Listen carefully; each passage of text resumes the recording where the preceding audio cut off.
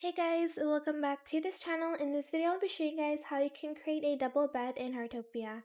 This tutorial is going to be super simple. I'm just going to place some flooring here so I know where to place my beds after. And then I'm just going to take my beds. If you have a hard time getting the beds like this, you can use just the kitty bed. Hopefully have the recipe for it. But I'm going to use the minimalist single bed here, and as you can see, I can't join them because I just can't. So I'll just place it here for now. And then, actually, I think I'm going to place it a little bit to the middle, like so. And then I'm actually going to glitch this one. So to glitch it out of bounds, I'm just going to get like a shower. You can use anything you want, basically. Just going to get this and I'm just going to place it. Can I do it on the shower or do I have to? Let's use a couch instead. You can also use like a fence. We're just going to use it to place it out of bounds basically.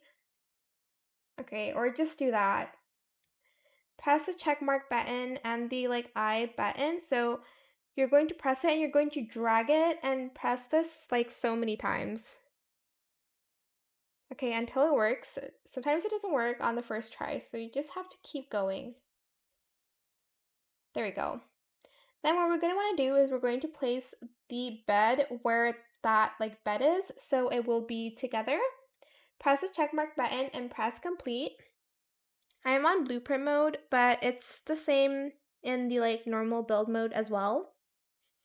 So I'm just going to wait for this to load a little bit. And then let's go back and edit that one. And then, as you can see, it turned into a double bed. I hope it was helpful for you guys. Don't forget to like, comment, share, and also subscribe to this channel if you haven't done that already. If you have any more questions about this video, just leave it in the comment section down below. I will try my best to answer them all for you guys. And if you found this video helpful, please click the thanks button as well. That is it. Thank you so much for watching. Bye!